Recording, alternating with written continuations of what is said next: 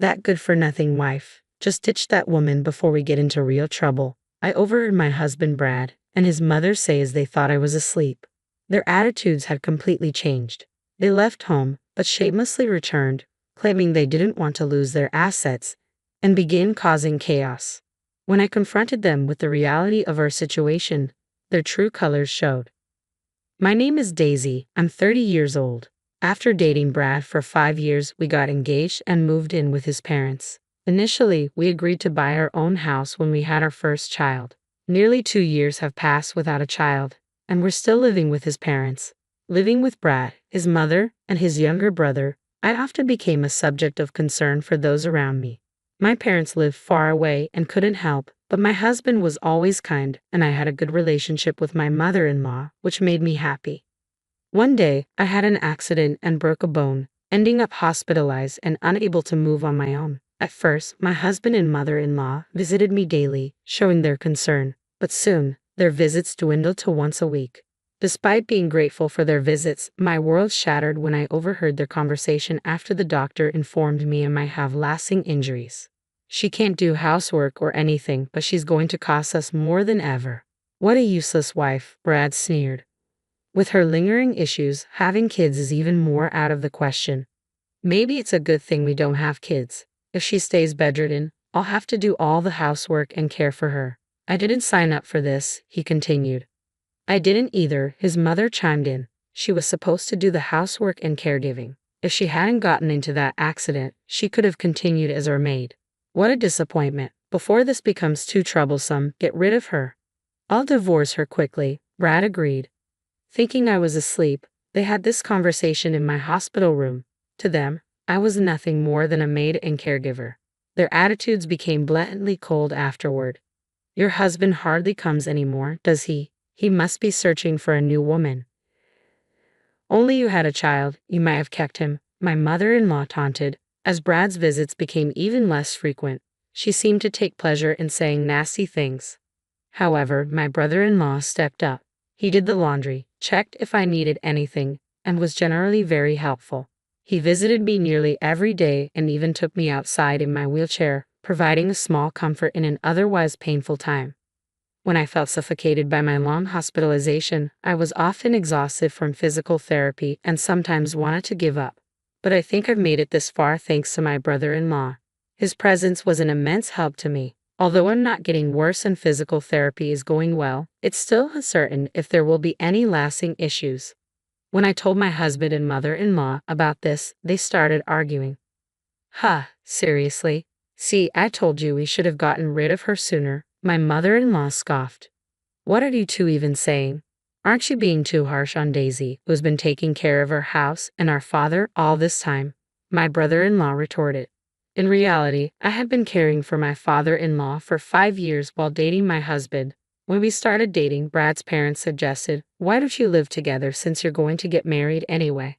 It's a great deal.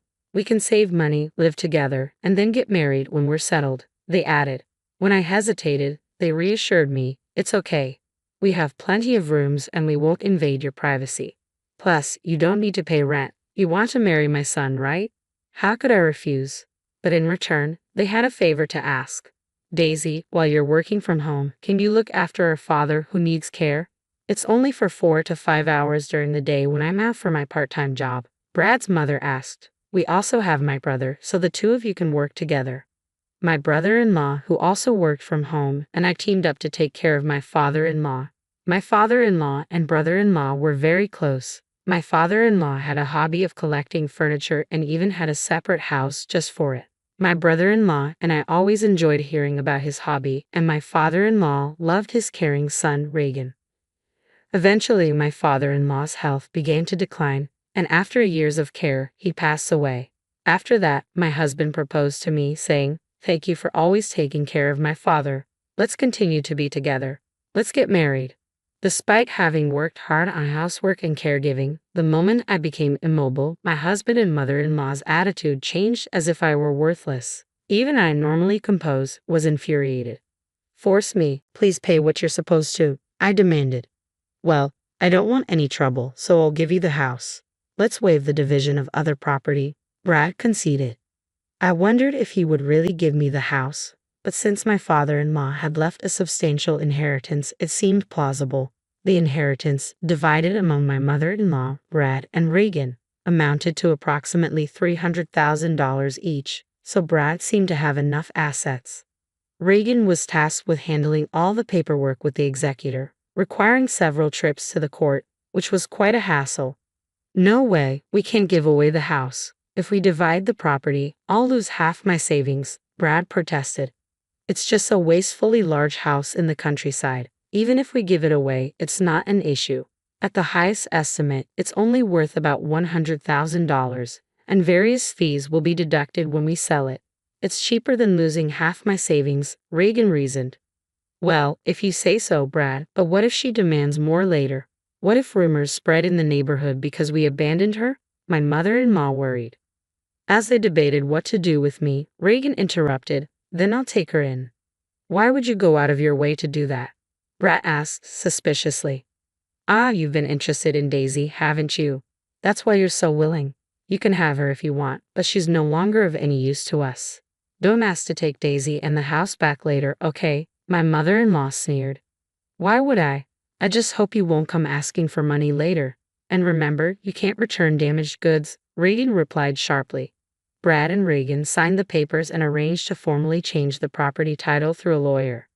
I'll take out some money from my savings, so why don't you find a younger, healthier, and prettier woman to marry and build a better house, Reagan suggested.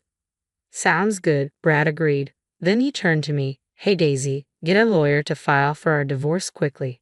They said they'd stay in a hotel for a while and left the room. Reagan and I silently saw them off. I had to find a lawyer to file for our divorce first. With Reagan's help, I filed for the divorce, and in a few days Brad and I became complete strangers. A week later, Brad and my mother-in-law packed their belongings and left the house. It was strange that Reagan, Brad's brother, continued to visit me. Now that I've divorced your brother, there's no need for you to worry about your former sister-in-law, I told him. He responded, I'm doing this because I wanted to let you know that I didn't get along with you just because you were my brother's wife. We both provided care and did housework together. We've talked a lot more in these 7 years than you ever did with my brother. We're friends, aren't we? Reagan said with a gentle smile. All I could do was express my thanks and gratitude. A month later, I was discharged from the hospital. Although I had to visit for physical therapy, I felt relieved to be home after such a long time. Do you think those two will ever come back? I'm worried they might return and make me work again, I confided. If they come back, I'll drive them away. I can't forgive them for treating you so horribly. Plus, they have no right to return to this house, Reagan reassured me. I was still unable to move as before, so Reagan took care of most of the household chores. Fortunately, as I had been working from home as a freelancer, I was able to return to work and contribute financially. Thanks to the bi-weekly physical therapy, I recovered smoothly without any complications. A year later, I was able to live as before, and Reagan and I collaborated on the housework. We spent more time together, syncing our days off to go on trips. Just when I thought our peaceful days would continue, a storm suddenly came. One night, while Reagan and I were eating dinner, there was a knock on the door and the intercom rang repeatedly. Nervously, I answered, and the person on the monitor was Brad. Hey, open up, he demanded, thinking this noise might disturb the neighbors. I opened the front door, and Brad entered the house without hesitation. What do you want? I asked, irritated by his sudden appearance. Why do I have to put up with such an attitude just for coming home? This isn't your home anymore. State your business and leave quickly, I demanded. What are you talking about? I'll be living here again from today. Oh, I'm hungry. Hey Daisy, give me some food, Brad demanded, expecting me to serve him. Hey, cut it out. Why are you here? I asked, growing increasingly frustrated. Well, I've spent almost all my money, and my mom will be here soon too, so leave the door unlocked, he said casually. As I remained silent, he remarked, Oh, you're all healed up, huh? That's great. Let's get back together. You must have had a hard time without me. His audacity made me feel sick. Stop it. I divorced you. I don't care about you anymore, I snapped. Don't get cocky. You've been living on my money all this time, and you can't do anything but housework. Just shut up and do as I say, Brad shouted, his voice dripping with entitlement. Just then, the door opened, and his mother arrived. You left the door unlocked. That's careless. Oh, what's going on? She asked, noticing the tension. She's been getting cheeky, so I was giving her a bit of education. She's grown thick-skinned in the year we've been away, Brett explained casually, as if it were a normal occurrence. Once again, Brad and his mother began to make themselves at home as if it were the most natural thing in the world. Enough is enough. This isn't your home. I'm calling the police, I declared, fed up with their intrusion. Oh yeah, about that. This house was originally in your father's name, right? So that means that the heir, including my mother, makes our agreement null and void, doesn't it? Brad shouted, making an unreasonable claim. You promised to give me the house. If you're nullifying that, then everything about the division of property should be nullified as well.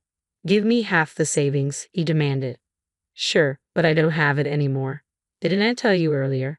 I've squandered it all. I quit my job, spent it all on booze, fun, investments, you name it. I also have some debts with consumer finance, about $20,000. Brad confessed, shocking me with his recklessness. I guess, can you pay for me? Brad asked, catching me off guard. Initially, I thought he was lying, but his mother confirmed it. I can't lend you that much money, I replied, taken aback. I'm not asking you to lend it. I'm telling you to pay it, Brad demanded. I'm not giving you any money. I'm calling the police, I declared, feeling the surge of anger. As Reagan dialed the police to report the situation, Brad's demeanor shifted. You've become quite daring in the past year. You're just showing off because Daisy's here, he sneered. Brad began to wreak havoc in the house, breaking precious furniture that had been my father-in-law's keepsake. His mother joined in, destroying furniture and laughing as she did so. It's my father's and aunt's, I pleaded, horrified by their rampage. About 10 minutes later, when the police arrived, I explained the situation to them. This is quite a mess. Let's hear your side of the story, the officer said. What's wrong with me breaking things in my own house? Brad retorted. That's right, we're just crushing things we don't need. What's the problem? His mother added. When the police seemed unsure how to respond, Regan stepped in. This house has never belonged to these two. It's under Daisy's name. Huh? What kind of nonsense are you talking about? Brad exclaimed. Actually, before he passed away, our father-in-law left a will through a lawyer. Of course, you wouldn't know. You handed over what you were told and left the rest to Regan. So this house was yours from the beginning, Regan explained. As the truth sunk in, Brad and his mother stood dumbfounded. So, this isn't your property, then, the officer clarified. Oh, hold on, but I'm her ex-husband. We're like family, so she'll forgive me, right? Brad attempted to reason. Don't make me laugh. You're a stranger once you're an ex. I don't even know that you were in contact with another woman before our divorce was finalized and who treated me like a maid if not you, I countered firmly. No, that's not what happened. I was just going along with what my mom said. She ordered me to do all this, Brad. What are you saying? Your failed business, your failed relationships with young girls, your gambling debts, aren't these all you're doing? His mother confessed, exposing his deceit. According to his mother, Brad had been trying to marry a young woman after our divorce, a revelation that left me stunned. He also quit his job to start his own business, but it failed in just a month. Even with money, Brad was rejected by the unemployed man and became reckless, going around playing and gambling, saying that he had money and could afford it. He had said that he had almost no money left, and it seemed that it was indeed nearly zero. You brought this upon yourself. All this is Brad's fault, so at least forgive me. They both desperately pleaded, trying to shift the blame and groveling. This was truly ridiculous. No, I won't forgive either of you. And this isn't something from the past, is it? You were treating me like a servant until a moment ago, right? I retorted firmly. Not leaving when I asked you to leave is illegal. And since the furniture collected by my late father-in-law is now mine, you'll need to compensate me for that, I demanded. But all right, we will compensate you. Just please don't get the police involved. You wouldn't want me to go to jail, would you? Brad pleaded desperately. I actually don't care at all. By the way, we're married, I revealed, shocking them both. It turned out I was married to my former brother-in-law, Regan. He was now my husband. It hasn't even been a year, and you've moved on to another man, my own brother at that. Brad exclaimed in disbelief. What are you talking about? You moved on before you were even divorced, didn't you? You wouldn't return Daisy to me, no matter how many times I asked. Stop clinging to the past already, Reagan countered, leaving Brad speechless. I don't care anymore. I'll pay for whatever damages there are. How much for my idiot husband's junk? Reagan asked, taking charge of the situation. Well, if we calculate roughly about $100,000, I replied. Ha! What? Brad and his mother were shocked. The furniture that my father-in-law had collected was all high-end pieces made by famous designers. Brad and his mother, who had no interest in these items, seemed to have believed they were just junk, I explained. You're going to compensate for what you've broken, right? We're not sure if we can get the same items, but make sure to pay properly, Reagan asserted. Unable to afford such compensation, Brad and his mother were distraught. For the time being, the police took them away for trespassing and vandalism. Of course, I didn't forgive them and went ahead with the lawsuit. Afterwards, Brad and his mother, who were desperately seeking help from Reagan, were bluntly rejected, with him saying, I'm ashamed to even be related by blood. Brad and his mother were likely receiving their just desserts together. And there's one more thing I kept secret. My father-in-law told me to sell the house and use the money as I wish. Reagan had told me that the price of the house was $100,000, but in reality, the document stated the value of the house around $500,000. It's a good location, so it might sell for a bit more. But for now, Reagan and I decided to take it easy in the house. My father-in-law left us with no plans to sell it. Eventually, we plan to sell the land and build a new house. I had some worries about having children, so after getting married to Reagan, I went to the gynecologist for a checkup. But there were no issues with either Reagan or me. Now, with the troublemakers gone, Reagan and I are living happily together.